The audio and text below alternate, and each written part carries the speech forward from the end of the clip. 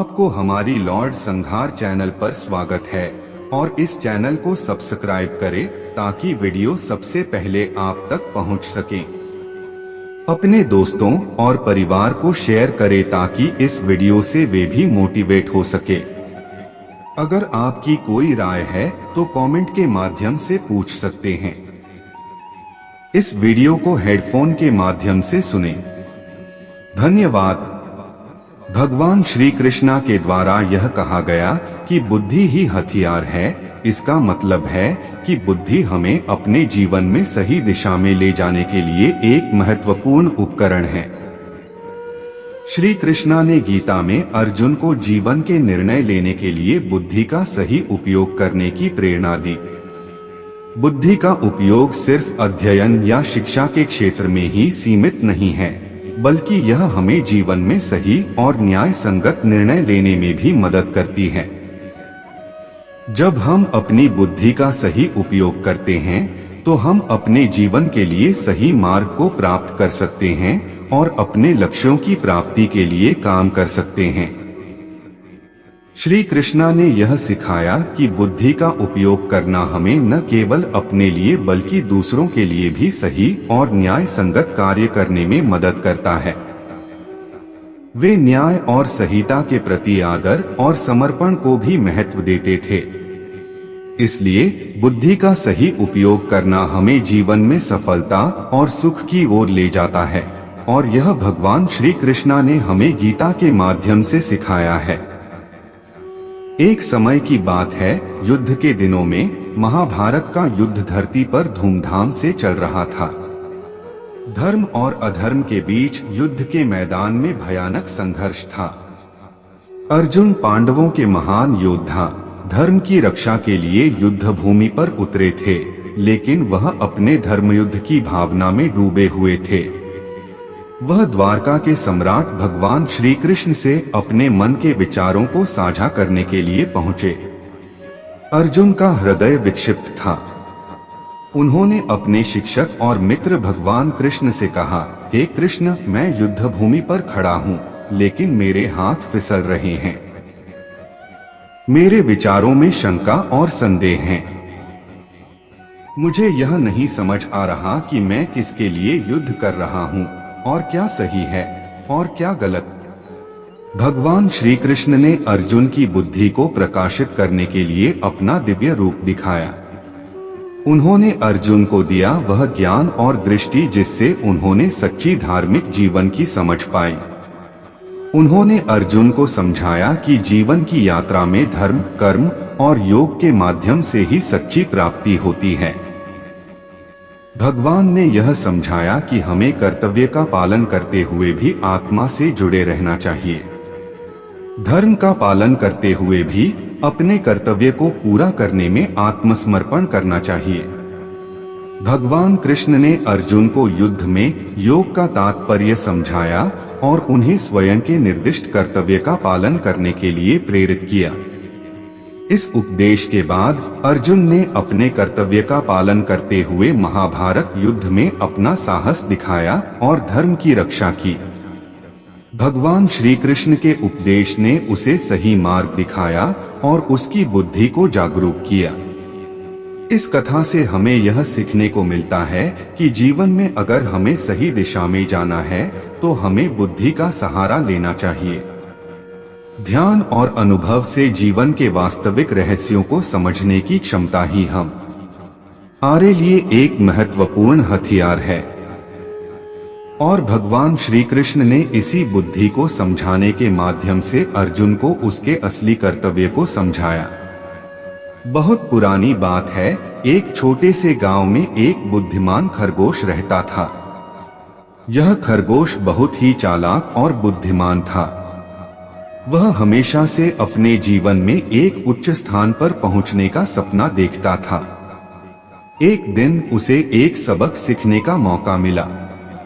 एक दिन खरगोश ने सुना कि शहर में एक प्रतियोगिता आयोजित हो रही है, जिसमें सबसे बुद्धिमान और ताकतवर जानवर को खोजा जा रहा है। खरगोश ने तत्काल तैयारियों में धारण किया और प्रतियोगिता में भाग लेने का निर्णय किया। प्रतियोगिता के दिन वह शहर के मेन गेट के पास पहुंचा, जहां प्रतियोगिता का मैदान स्थापित किया गया था।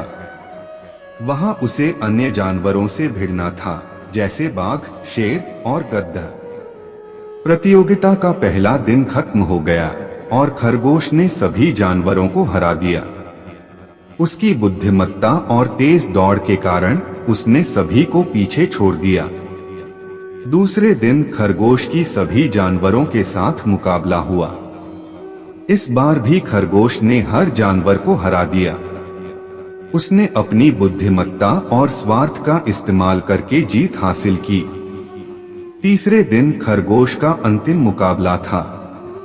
इस बार वह अपने प्रतिद्वंद्वी के खिलाफ चालाकी से नहीं, बल्कि धैर्य और सही समय का इस्तेमाल करके खेला। वह अपने विरोधी की गलतियों का इंतजार किया और फिर सही समय पर अपने हमले को शुरू किया। इस बार वह न केवल प्रतिद्वंद्वी को हराया, बल्कि उसने प्रतियोगिता को भी जीत लिया। खरगोश ने इस प्रतियोगिता से सीखा कि जीत का राज बुद्धिमानी में है। अक्सर हम अपनी चालाकी और ताकत के बल पर ही जीत की भावना रखते हैं, लेकिन वास्तव में सफलता उसे मिलती है जो सही रास्ते पर चलता है, सही समय पर निर्णय लेता है और अपनी बुद्धिमानी का इस्तेमाल करता है। खरगोश ने यहाँ से यह सबक सीखा कि बुद्धिमानी और सही सोच ही हमें सफलता की ऊंचाइयों तक पहुंचा सकती है। बहुत समय पहले की बात है, एक जंगल में एक बुद्धिमान खरगोश रहता था। उसके साथ उसके दोस्त थे, एक बड़ा शेर और एक छोटा शेर। वे तीनों मिलकर एक दिन एक जंगली गजब को पकड़ लिया। वे उसको उनके खाने के रूप में बांटने के लिए तैयार हो गए। खरगोश ने समझा कि अगर वह कुछ नहीं करता तो शेरों ने उसे भी खा लिया होता। उसने अपनी चालाकी और बुद्धिमत्ता से योजना बनाई। खरगोश ने शेरों को कहा, आज का गजब बहुत विशाल है, हमें उसे एक ही बार में खाना नहीं बांटना चाहिए। शेरों ने इस सुझाव को मान लिया। उन्होंने खरगोश से पूछा, लेकिन कैसे? खरगोश ने उत्तर दिया, मैं गजब के इंजन को दबा दूंगा ताकि वह नींद में पड़ जाए, फिर तुम उसका मुंह पकड़ लो और उसको मार डालो। शेरों ने खरगोश की सलाह मान ली और उसका प्लान कामयाब हुआ। गजब ने उन्हें खाने के लिए नहीं, बल्कि अपने शिकार के रूप में बांटा। खरगोश ने शेरों को बचाया। वे उसे अपने बुद्धि और चालाकी से अपने प्राण की रक्षा करने में सफल रहे। इस कहानी से हमें यह सीखने को मिलता है कि बुद्धिमानी और चालाकी से हम अपने जीवन के हर परिस्थिति का सामना कर सकते हैं। अगर हम अपनी स्थिति को समझते हैं और सही रणनीति का इस्तेमाल करते हैं, तो हम सभी कठिनाइयों का सामना कर सकते हैं। खरगोश ने इस कहानी में अपनी बुद्धि का इस्तेमाल करके अपने और अपने दोस्तों के प्राण की रक्षा की, जो हमें यह बताता है कि हमें हमेशा अपनी बुद्धि का उपयोग करना चाहिए, चाहे हमारी स्थिति कितनी भी मुश्किल हो। एक बार की बात है, एक छोटे से गांव में एक बुद्धिमान खरगोश रहता था। वह बहुत ही चालाक और समझदार था। एक दिन खरगोश को पता चला कि गांव के आसपास एक जंगल में एक शेरनी और उसके बच्चे ने अपना आशियाना बनाया है और उन्होंने अपनी आजीविका के लिए बकरियों का शिकार करना शुरू कर दिया है। खरगोश ने देखा कि शेरनी और उसके बच्चों ने गांव के पास के खेतों में बकरियों को अत्यंत अत्याचार कर रखा है। खरगोश ने इसे देखकर दुखी हुआ और सोचा कि इसे रोकना जरूरी है। खरगोश ने तुरंत एक योजना बनाई। वह दूसरे जंगली जानवरों के साथ मिलकर शेरनी और उसके बच्चों के खिलाफ मिलीभगत की। खरगोश ने बातचीत करके उन्हें समझाया कि यह अन्याय है और उन्हें बकरियों का शिकार करना बंद करना चाहिए। शेरनी ने पहले में खरगोश की बात को नकारा, लेकिन जंगल के अन्य जानवरों की सहायता से उसने अंत में मान लिया। शेरनी और उसके बच्चे ने खरगोश का उपदेश सुना और अपना आशियाना बदल दिया। वे अब वन के अन्य भागों में शिकार करने लगे और गांव के खेतों में अत्यंत अत्याचार करना बंद कर दिया। इस कहानी से हमें यह सीखने को मिलता है कि बुद्धिमानी और सही निर्णय के माध्यम से हम अपने प्राणों की रक्षा कर सकते हैं। इसके लिए हमें अपने प्रतिद्वंद्वियों के साथ बातचीत करना और उन्हें समझाना होता है कि किस प्रकार का अन्याय उन्होंने किया है। खरगोश ने इस कहानी के माध्यम से यह सिद्ध किया कि धैर्य, समझदारी और सही सोच ही हमें सभी परिस्थितियों में प्राण की रक्षा करने में मदद कर सकती है। एक समय की बात है, धरती पर धर्म के लिए अंधकार छाया हुआ था। मनुष्य अपनी बुद्धि के बल पर अधर्म की ओर चल रहे थे। उन्हें धर्म की राह भूल गई थी। इसी बीच भगवान विष्णु के अवतार भगवान श्री कृष्ण ने धरती पर अपना आविर्भाव किया। उनका जन्म मथुरा में हुआ था। उन्होंने अपने जीवन के माध्यम से लोगों को धर्म की शिक्षा देने का कार्य लिया। एक दिन भगवान श्री कृष्ण ने गोकुल के नगर में रहने वाले लोगों को संग्रहित किया और उन्हें अपनी सभी बातें सुनाने के लिए कहा। भगवान श्री कृष्ण ने कहा, बुद्धि ही हमारा सबसे बड़ा हथियार है। जब तक हमारी बुद्धि सही दिशा में हो, हम गलती से भी अधर्म की ओर नहीं जाते। इसलिए हमें हमारी बुद्धि को हमेशा परिष्कृत रखना चाहिए। एक युवक ने सवाल किया, परंतु भगवान, बुद्धि को कैसे परिष्कृत रखा जाए? कैसे हम अपनी बुद्धि को धर्म के मार्ग पर ले सकते हैं? भगवान श्री कृष्ण ने हंसते हुए कहा, यह बहुत सरल है। हमें अपनी बुद्धि को ध्यान में लगाना चाहिए। सच्चे और सही ध्यान से हम अपने अंतर्मन को परिष्कृत कर सकते हैं। यही बुद्धि को धर्म के मार्ग पर ले जाता है। एक और युवती ने पूछा, लेकिन ध्यान कैसे किया जाए और कैसे हम अपनी बुद्धि को साकार कर सकते हैं? भगवान श्री कृष्ण ने उत्तर दिया, ध्यान के लिए हमें समय समय पर ध्यान का अभ्यास करना चाहिए। शांति और स्थिरता के साथ हम अपनी बुद्धि को अच्छे और उचित विचारों में ले सकते हैं। इससे हम आत्मा के ध्यान में भी समर्थ होते हैं। इस रूप में भगवान श्री कृष्ण ने लोगों को बुद्धि की महत्वता और उसे कैसे सही राह पर लाया जा सकता है, यह बताया। धर्म और अधर्म के बीच जीत का मार्ग सिर्फ बुद्धि के माध्यम से ही मुमकिन है। एक समय की बात है, युगों पहले की बात है, भारत के महाकाव्य महाभारत में भगवान श्री कृष्ण के जन्म के बाद का किस्सा है, जो हमें बुद्धि और ज्ञान के महत्व को सिखाता है। भगवान श्री कृष्ण का जन्म वृंदावन में हुआ था। उनके जन्म के समय के बाद से ही उनकी अद्भुत लीलाएं और ग्रहण किए गए कथाएं हमें उनकी उपासना और शिक्षा देती आई हैं। एक दिन गोपियों ने अपने परिवार के साथ छुट्टी का आयोजन किया। वे सभी नदी के किनारे गए और खेलने लगे। भगवान श्री कृष्ण भी उनके साथ थे। एक दिन गोपियों ने बहुत सारी मिठाइयां बनाई और सभी के साथ बांट दी। गोपियों में एक गोपी थी जिनका नाम श्रद्धा था। वह बहुत ही बुद्धिमान थी और गांव की सबसे बुद्धिमान गोपी मानी जाती थी। श्रद्धा ने भगवान श्री कृष्ण से कहा, हे कन्हैया, मुझे लगता है कि आप मिठाई की सारी चोरी कर लेंगे। भगवान श्री कृष्ण ने हंसते हुए उत्तर दिया, अरे गोपिका, मैं किसी की मिठाई नहीं चुराता। यह तो मेरा वादा है कि मैं तुम्हारे साथ सीमा तक चला जाऊंगा और अगर मुझसे आपसी प्रेम नहीं होता तो मैं तुम्हारी मिठाई नहीं लूंगा। श्रद्धा ने भगवान श्री कृष्ण के वचन को माना और भगवान के साथ चली गई। वे नदी के किनारे चले गए और खेलने लगे।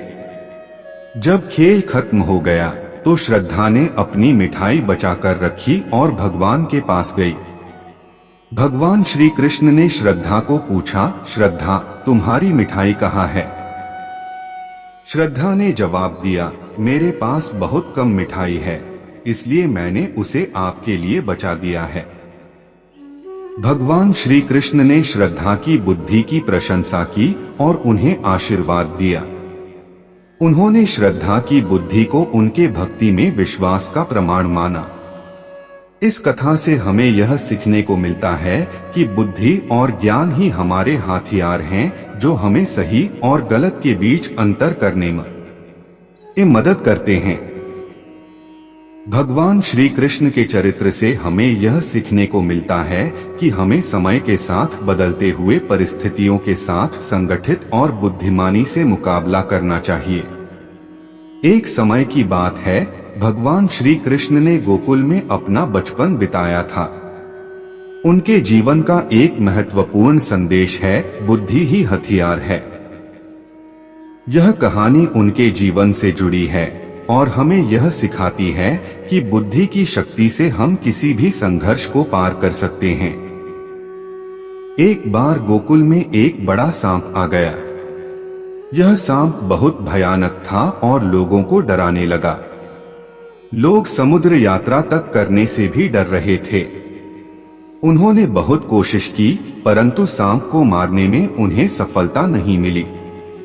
इस समय गोपियां और गोपाल भगवान श्री कृष्ण के पास आए और उन्हें समस्या के बारे में बताया। भगवान श्री कृष्ण ने उन्हें सांप को दबाने के लिए अपनी बुद्धि का प्रयोग करने की सलाह दी। भगवान श्री कृष्ण ने गोपालों से कहा, सांप को दबाने के लिए तुम्हें उसकी बुद्धि का प्रयोग करना होगा। गोपाल ने पूछा, पर कैसे? भगवान श्री कृष्ण ने कहा, तुम्हें सांप को दबाने के लिए उसकी लंबाई को कम करना होगा। गोपाल ने समझा और उसने एक योजना बनाई। उसने सांप को उसकी गर्दन के बीच दबाने का निर्णय किया। गोपाल ने गर्दन के बीच एक लंबा पेड़ लगाया और सांप के सिर को पेड़ के नीचे से गुजार दिया। सांप की लंबाई कम हो गई और वह अपनी शक्ति का इस्तेमाल नहीं कर पा रहा था। गोपाल ने ताकतवरी सांप को दबाया और उसे पराजित किया। लोगों ने इसे देखा और उन्होंने भगवान श्री कृष्ण की बुद्धि की महत्ता को समझा।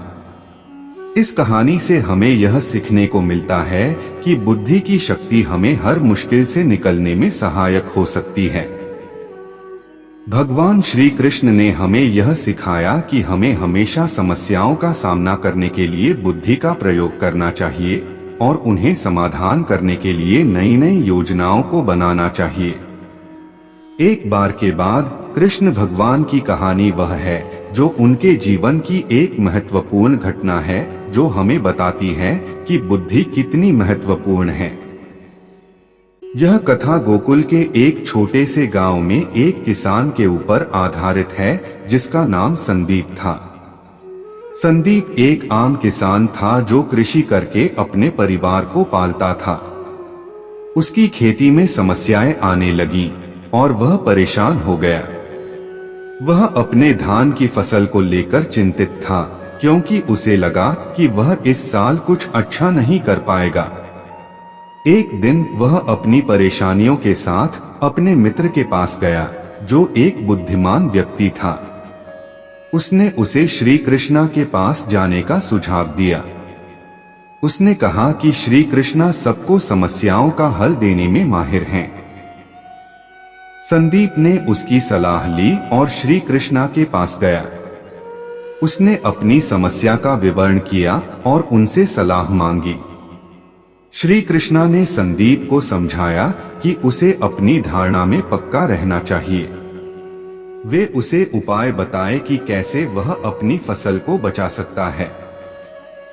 श्री कृष्णा ने कहा, संदीप, बुद्धि ही तेरा सबसे बड़ा हथियार है। तू अपने धारणा को पक्का रख, अपनी मेहनत को नष्ट न करें और अपने कर्मों में ईमानदार रहें।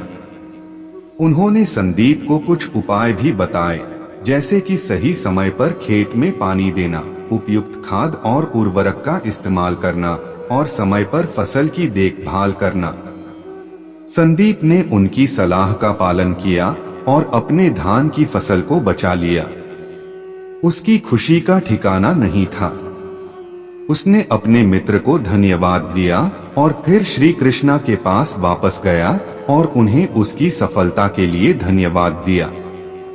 इस कथा से हमें यह सीखने को मिलता है कि जीवन में हर समस्या का हल हमारे पास होता है, बस हमें उसे समझने और समाधान करने की बुद्धि चाहिए। श्री कृष्णा ने हमें यह सिखाया कि हमें अपने कर्मों में निष्ठा और ईमानदारी से काम करना चाहिए और हमें हमेशा सच्चे मार्ग पर चलना चाहिए। एक समय की बात है, गोकुल नगर में एक किसान रहता था जिसका नाम नंदलाल था। वह बहुत ही समृद्ध और ईमानदार किसान था। उसकी प्रमुख धनुष्य गाय पशुओं का पालन करना था।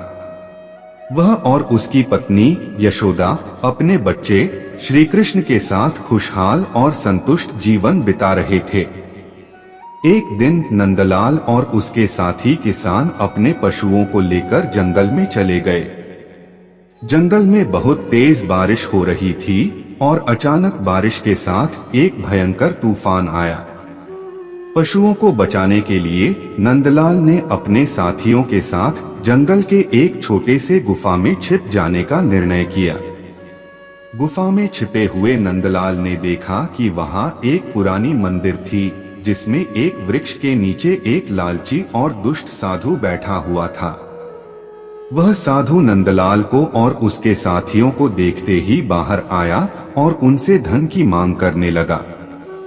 नंदलाल ने साधु को अपने धन का बहुत सम्मान करते हुए कहा, हे महात्मा, हम निकटवर्ती किसान हैं, हमारे पास सिर्फ वही सामग्री है जो हमें आवश्यकता होती है। हम आपको कुछ नहीं दे सकते।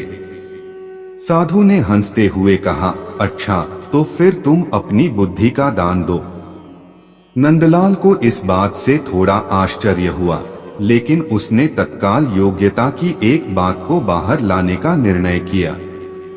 वह और उसके साथियों ने उस साधु को वृक्ष के पास बैठाया और उसने उसे गोकुल के समृद्धि का सिद्धांत सिखाया। उस साधु के शिक्षाओं ने नंदलाल के दिल में एक गहरा परिवर्तन लाया। उसने समझा कि धन की सच्ची दौलत उसकी बुद्धि और ज्ञान है। उसने यह समझ लिया कि धन का सच्चा मूल्य उसकी समझदारी, नैतिकता और योग्यता में है। इस घटना के बाद नंदलाल ने अपने कृषि के क्षेत्र में नए और नवाचारी तरीके लागू किए। उसने अपनी बुद्धि का उपयोग करके खेती में अधिक उत्पादकता प्राप्त की और अपने परिवार को और भी सुखी और समृद्ध बनाया।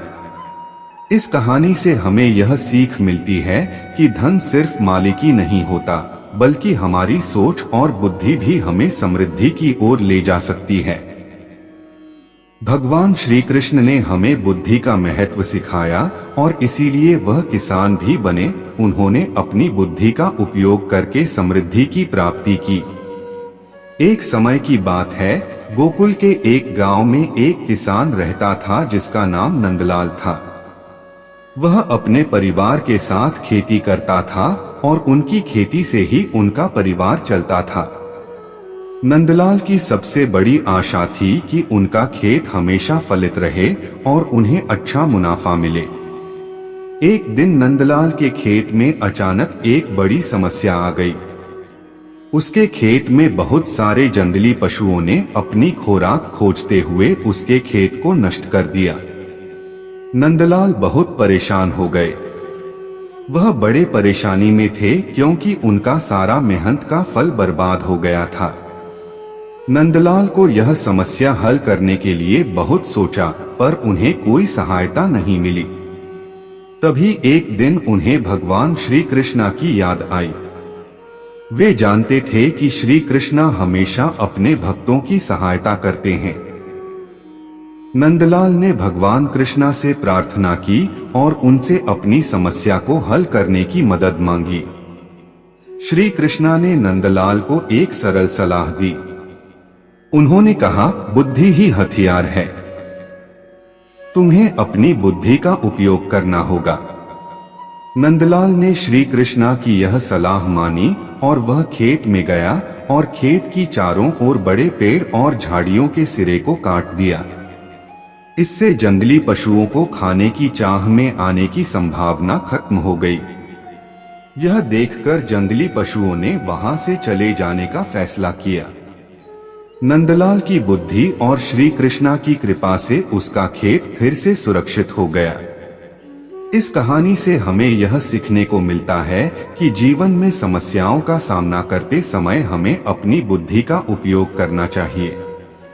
भगवान की कृपा तो हमेशा हमारे साथ है, पर हमें स्वयं भी समस्याओं का समाधान ढूंढना होगा। नंदलाल ने इस कहानी के माध्यम से यह सिद्ध किया कि बुद्धि ही हमारा सबसे बड़ा हथियार होती है। एक समय की बात है, गोकुल के एक छोटे से गांव में एक किसान रहता था जिसका नाम नंदलाल था। वह किसान बहुत ही ईमानदार और निष्ठावान था। उसकी खेती में उसे बहुत मेहनत करनी पड़ती थी, परंतु वह हमेशा भगवान कृष्ण के प्रति श्रद्धा रखता था। एक दिन गांव में अचानक अटंडे ने आ गया। किसानों को भयंकर चिंता हो गई, क्योंकि उन्हें यह मालूम था कि अटंडा कई बार खेतों को बर्बाद कर चुका है। लोगों की चिंता बढ़ी, लेकिन नंदलाल भगवान कृष्ण के नाम पर भरोसा बनाए रखते हुए थे।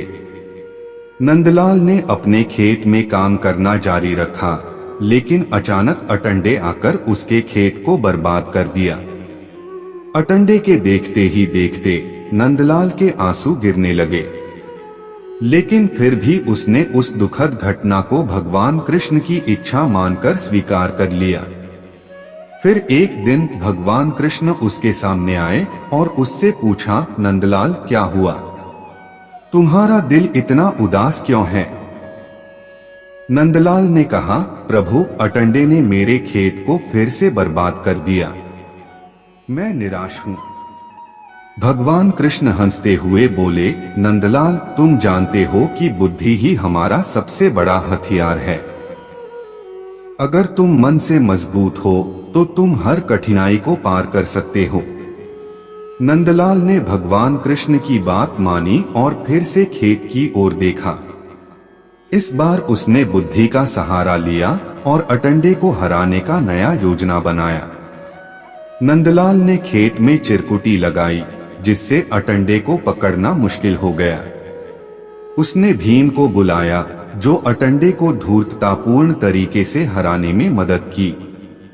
नंदलाल की बुद्धि और भगवान कृष्ण के आशीर्वाद से वह अटंडे को ध्वस्त कर दिया और अपने खेत को बचा लिया। इससे नंदलाल का विश्वास और भक्ति भगवान कृष्ण के प्रति और भी मजबूत हुआ। इस कहानी से हमें यह सीखने को मिलता है कि जीवन में हमें हर समस्या का सामना करते समय अपनी बुद्धि का उपयोग करना चाहिए और भगवान के प्रति श्रद्धा और विश्वास बनाए रखना चाहिए। जैसा कि भगवान श्री कृष्णा ने कहा, बुद्धि ही हमारा सबसे बड़ा हथियार है। एक समय की बात है, गोकुल में श्री कृष्ण ने अपने बाल लीलाओं के साथ ही अपने गोपियों को भगवान के साथ संवाद करने का अवसर भी दिया। एक दिन गोपियों ने कहा, हे कन्हैया, तुम्हारे पास हथियार नहीं है तो किसी भी आर्मी में तुम कैसे पात्र हो सकते हो? श्री कृष्ण हंसते हुए बोले, गोपियों, यह सही है कि मेरे पास हथियार नहीं है, लेकिन बुद्धि मेरा सबसे बड़ा हथियार है। गोपियां हैरान हो गईं, तो श्री कृष्ण ने उन्हें एक कहानी सुनाई। कहानी यह है कि एक बार गोकुल में एक राक्षस ने हमला किया। उसकी सेना बड़ी भारी थी।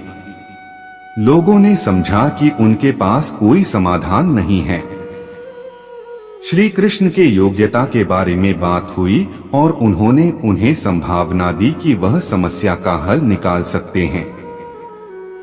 श्री कृष्ण ने अपनी बुद्धि का उपयोग करके एक योजना बनाई। उन्होंने सभी लोगों को साथ मिलकर एक बड़े से गढ़ के अंदर चले जाने की सलाह दी। गोपों के हिरण्य के द्वार जब राक्षस की सेना आई तो उन्होंने घातक आक्रमण की सोची, लेकिन वहां श्री कृष्ण और गोपों का स्वागत हुआ, जो एक बड़ी सबसे हीरे बांधकर स्थिति के साथ थे। श्री कृष्ण ने अपनी बुद्धि का प्रयोग करके राक्षस को मोह लिया। उन्होंने उन्हें मनोरंजन के लिए एक बहुत ही रोमांचक खेल दिया। खेल के दौरान श्री कृष्ण ने राक्षस की सेना को पराजित किया और उन्हें गोकुल छोड़ने के लिए मजबूर किया। इस कहानी से साबित होता है कि हालात कितने भी मुश्किल क्यों न हो, बुद्धि ही सबसे शक्तिशाली हथियार होती है। श्री कृष्ण ने यह सिखाया कि एक व्यक्ति जितना भी भयानक विपरीत परिस्थितियों का सामना कर रहा हो, वह अपनी बुद्धि का सहारा लेकर हर समस्या का समाधान कर सकता है। एक समय की बात है, भारत के एक गांव में एक युवक नाम रामू रहता था।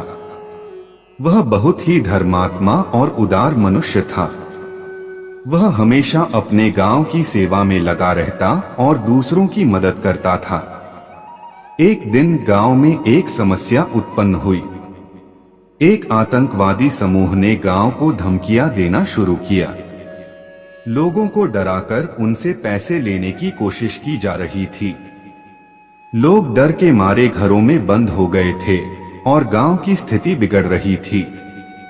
रामू ने इस समस्या को देखा और समझा कि अब इसका समाधान सिर्फ शास्त्रों से नहीं हो सकता।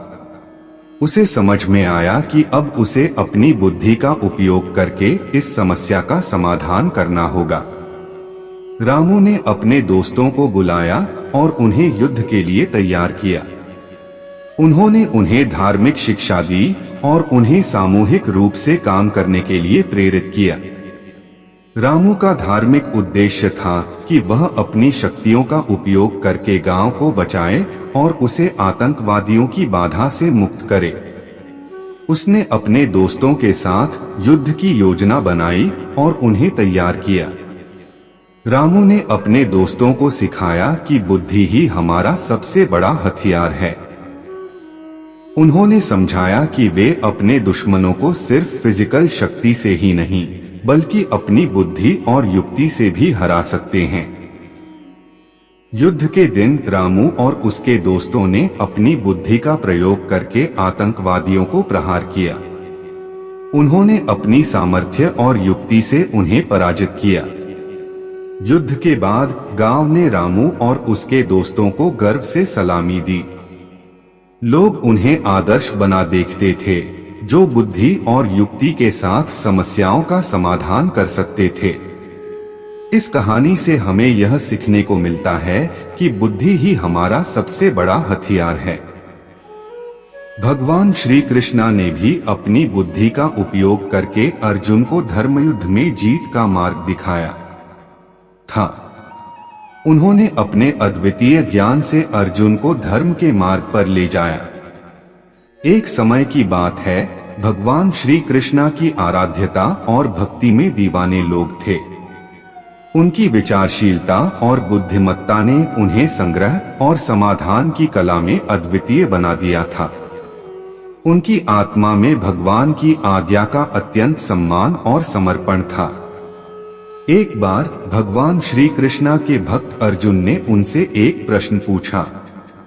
उन्होंने पूछा, हे कन्हैया, आपके अनुग्रह से और आपकी विचारशीलता से आर्मी पात्र कैसे बना जा सकता है? श्री कृष्णा ने मुस्कुराते हुए उत्तर दिया, अर्जुन, बुद्धि ही हमारा सबसे बड़ा हथियार है। बुद्धिमान होना और बुद्धि का सही उपयोग करना हमें हर मुश्किल से निकाल सकता है। यह सुनकर अर्जुन ने कहा, परंतु हे श्री कृष्णा, आपके आदेशों को पालन करते समय किस प्रकार से बुद्धि का सही उपयोग किया जाए?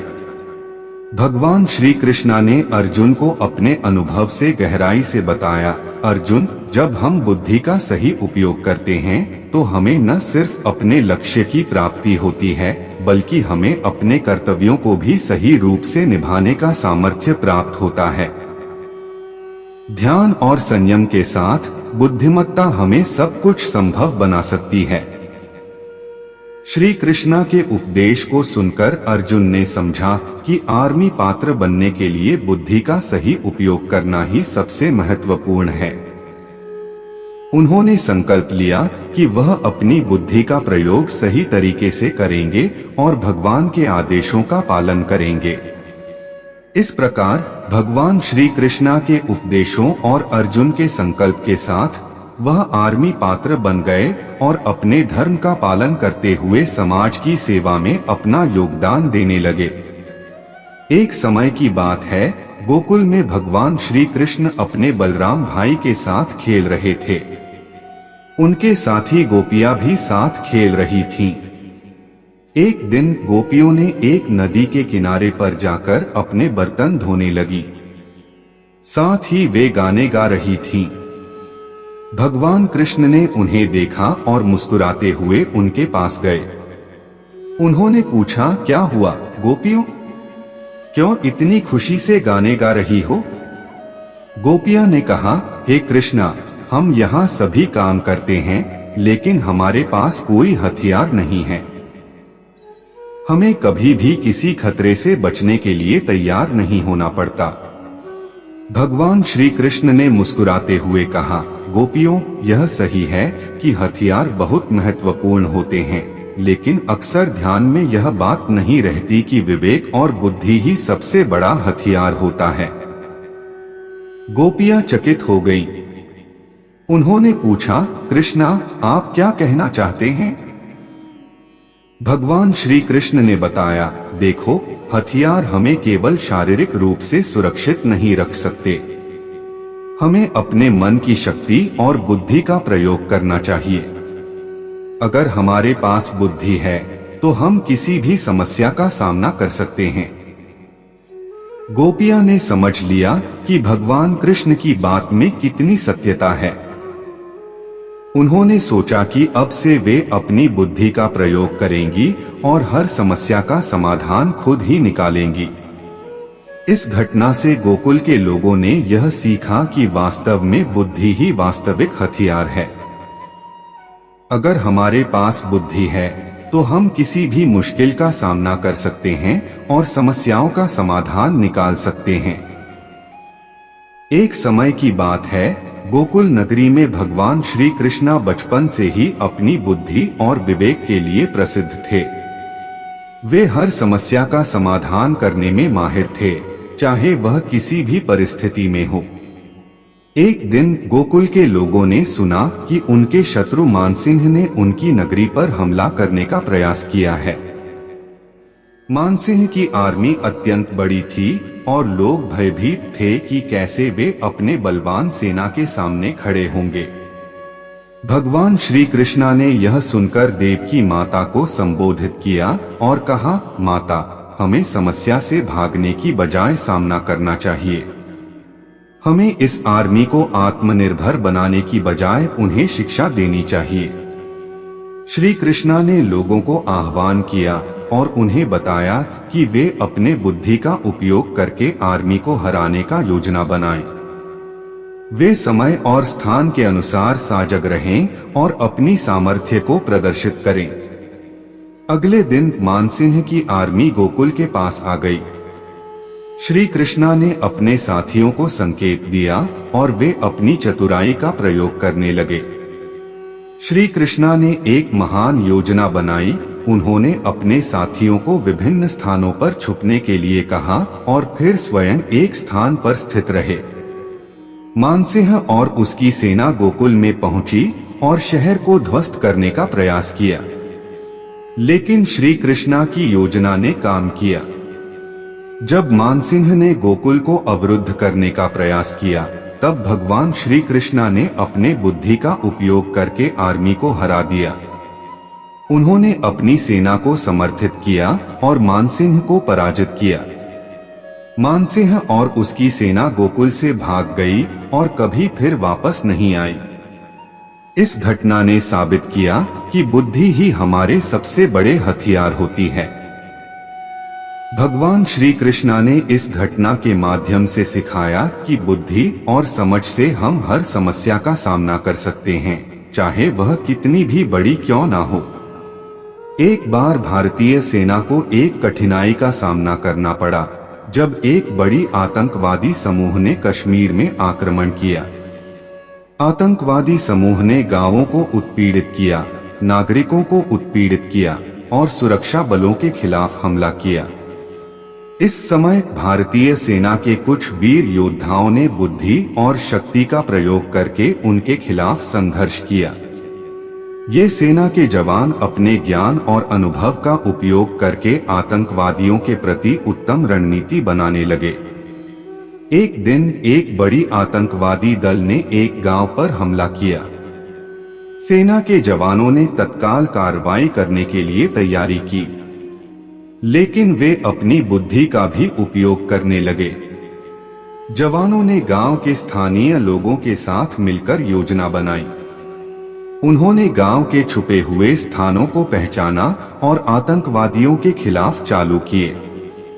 इस दौरान एक सेना का जवान, जो गोकुल के रूप में जाना जाता था, एक समय में दूसरे नाम से गांव में मिला।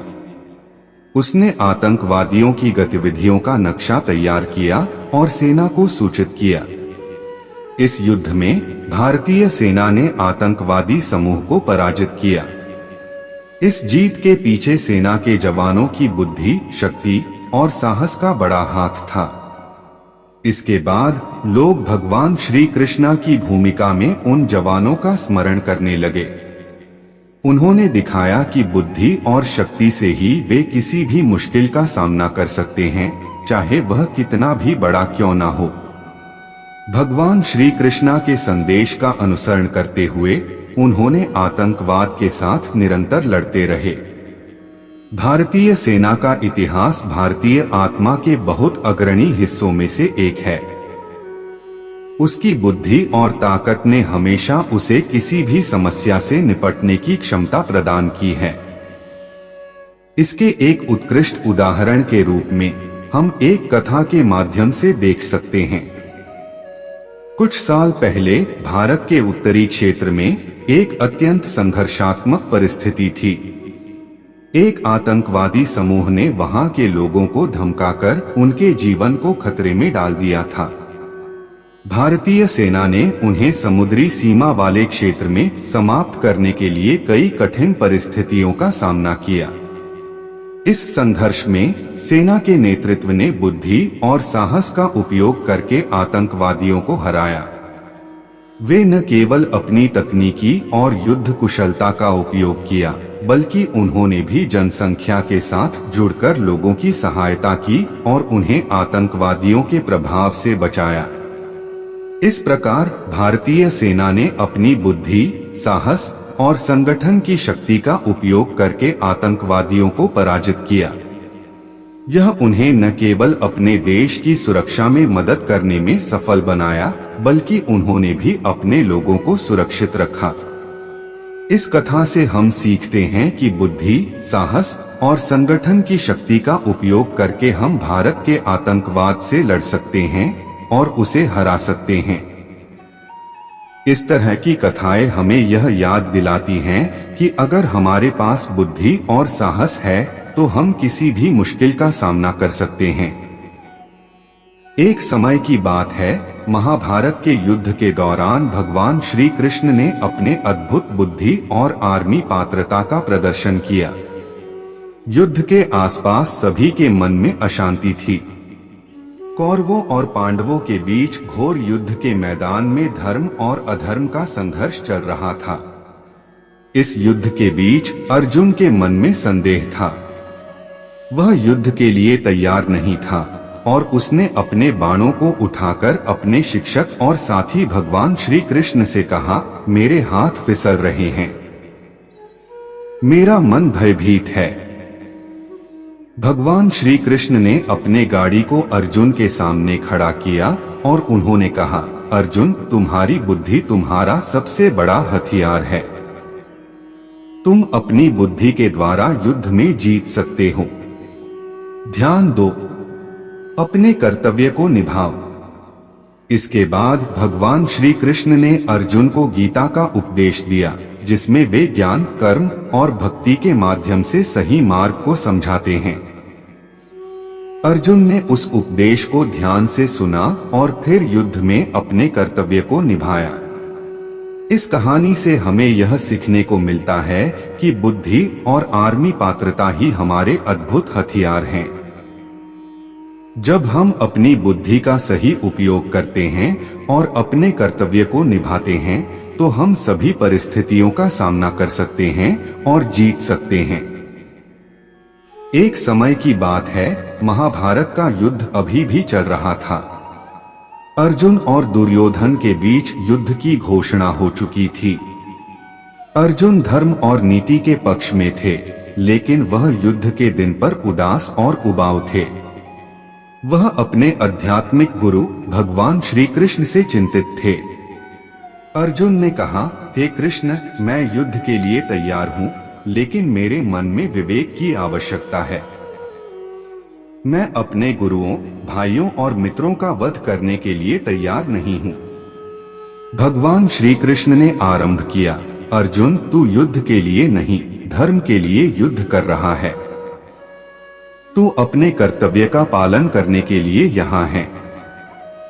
और यदि तू युद्ध करते समय समझौता करता है तो तू अपने कर्तव्य से भाग रहा होगा। यह सुनकर अर्जुन उसके आदेश का पालन करने के लिए तैयार था, लेकिन उसके मन में और उत्तेजना की कमी थी। उसने अपनी विरासत को लेकर चिंतित होकर पूछा, कृष्ण, अगर मैं युद्ध करता हूँ तो मेरे लिए क्या लाभ होगा?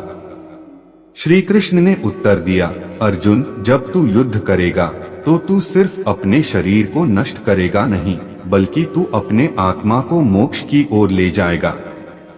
जब तू अपने कर्तव्य का पालन करेगा तो तू सच्ची स्वतंत्रता प्राप्त करेगा।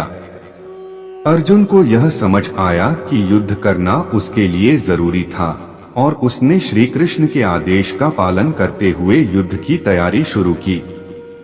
उसने समझा कि धर्म का पालन करते समय उसे अपने अंतरात्मा का निरंतर ध्यान रखना होगा।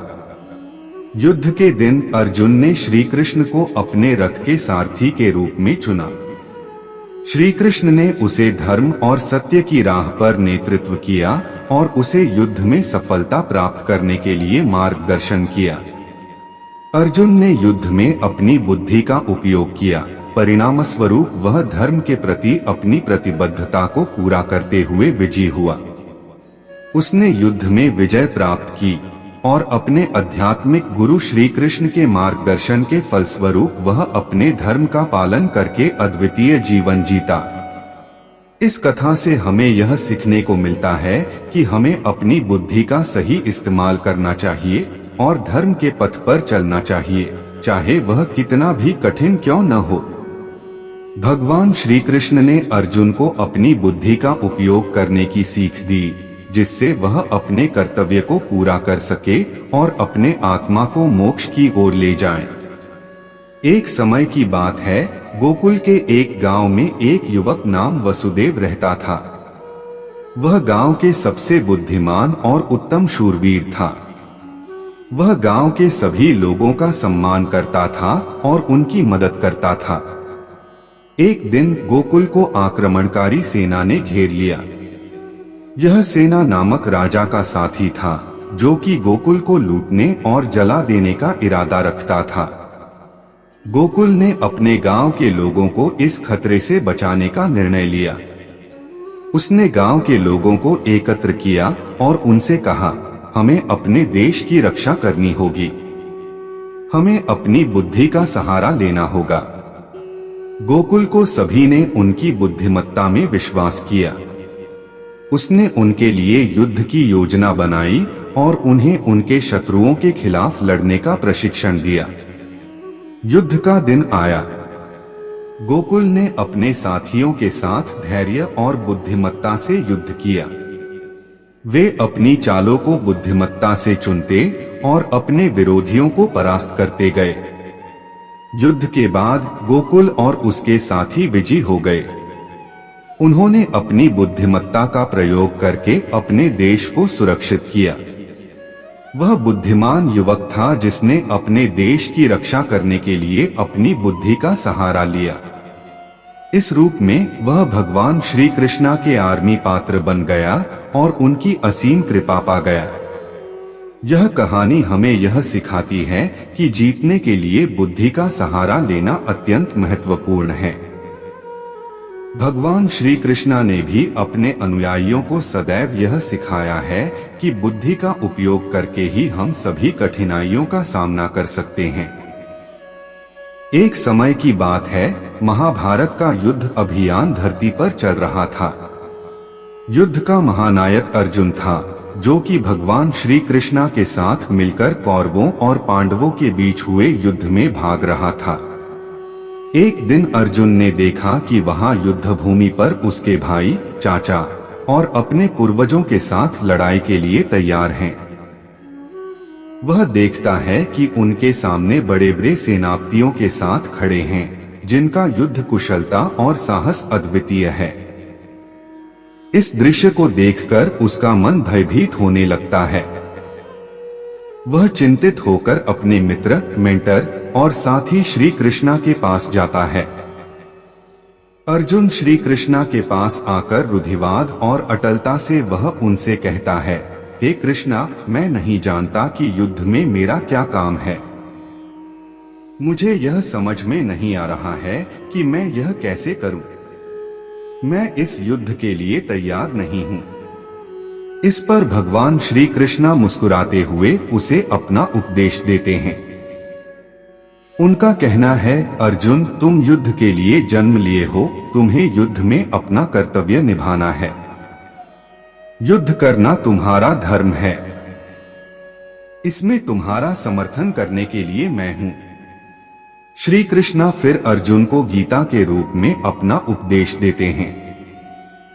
वे बताते हैं कि बुद्धि ही वह हथियार है जो हमें सही राह दिखा सकता है, जो हमें समस्याओं का सामना करने में मदद कर सकता है। यह कहानी हमें यह सिखाती है कि धर्म, युद्ध और जीवन के मुद्दों में बुद्धि और समझ ही हमारे सबसे महत्वपूर्ण हथियार हैं। एक समय की बात है, गोकुल में श्री कृष्ण बचपन के खेल खिलौनों में लगे हुए थे। उनके साथी गोपिकाएं और गोपबाल भी उनके साथ खेलने में लगे रहते थे। एक दिन गोकुल में विचार विमर्श चल रहा था कि आखिर बुद्धि ही हमारा सबसे बड़ा हथियार है।